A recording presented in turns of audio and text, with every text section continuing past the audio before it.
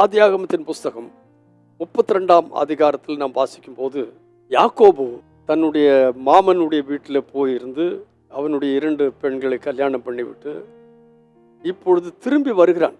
அவன் திரும்பி வருகிற வேளையில என்ன நடக்கிறது என்று கேட்டால், தன்னுடைய தேவனாகி கர்த்தரை நோக்கி முறையிடுகிறான். தன்னுடைய குடும்பத்தார் எல்லாரையும் தள்ளிவிட்டு தன்னுடைய சகோதரனிடத்தில் ஆட்களை அனுப்பி சமாதானம் பேசும்படி அனுப்புகிறான். அதற்கு முன்னதாக தன்னுடைய குடும்பத்தார் எல்லாரையும் தன்னை விட்டு விலக்கி தான் தனிமையிலிருந்து தேவனோடு பேசுகிறான். அப்பொழுது தேவனாகிய கர்த்தருடைய தூதன் அவரோடு வந்து போராடுகிறான். போராடி மேற்கொள்ள முடியவில்லை. வேதம் சொல்லுகிறது, யாக்கோபு பெந்தி தனித்திருந்தான். அப்பொழுது ஒரு புருஷன் பொழுது விடியும் அளவும் அவனுடனே போராடி அவனை மேற்கொள்ளாததை கண்டு அவனுடைய தொடை சந்தை தொட்டார். அதனால் அவருடனே போராடுகையில் யாக்கோபின் தொடை சந்து சுளுக்கிற்று. சரி, இப்போ நடக்க முடியாதபடி ஆக்கிட்டார்.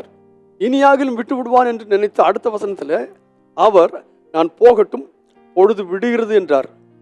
இவன் தன்னுடைய நடையிலே ஒரு வித்தியாசம் வந்து விட்டாலும், தொடை சந்து சுளுக்கி விட்ட பொழுதிலும், இனி அவன் நொண்டி நடக்க வேண்டியவனாக இருந்தாலும் கூட அதை பொருட்படுத்தாதபடி அவன் சொல்லுகிறான். அதற்கு அவன், நீர் என்னை ஆசீர்வதித்தால் ஒழிய உம்மை போக விடேன். Praise the Lord. என்ன ஒரு போராட்டம் பாருங்க. அது போராடுகிறது சாதாரண ஆள் இல்லை, கர்த்தருடைய தூதன். அவனை போராடி மேற்கொண்டான் என்று சொல்லி வேதம் சொல்லுகிறது. அந்த தூதன் சொல்லுகிறான். என்ன சொல்லுகிறான் என்று கேட்டால், அவன் மேற்கொள்ளாததை கண்டு அப்படியானால் யாக்கோபு அவனை மேற்கொண்டான். இப்பொழுது சொல்கிறான், நான் போகட்டும், பொழுது விடுகிறது சொன்ன போது, அதற்கு நீர் என்னை ஆசீர்வதித்தால் ஒழிய உம்மை போக விடேன் என்றான். அதற்கு அவர், உன் பேர் என்ன என்று கேட்டார். யாக்கோபுன்னு சொன்னான். முந்தி ஒரு முறை தகப்பன் கேட்ட போது என்னுடைய பேரை ஏசா என்று சொல்லி ஏமாற்றினவன். ஆனால் தேவனுக்கு முன்பாக தன்னை ஏமாற்ற முடியவில்லை, யாக்கோபு என்று சொன்னான். அப்பொழுது கர்த்தர் அவனுடைய பேரை மாற்றி, அப்பொழுது உன் பேர் இனி யாக்கோபு எனப்படாது, இஸ்ரவேல் எனப்படுவாயாக, தேவனோடும் மனிதரோடும் போராடி மேற்கொண்டாயே. இந்த காலவேளையில் நாம் போராடி மேற்கொள்கிறவர்களாய் காணப்படுகிறோமா?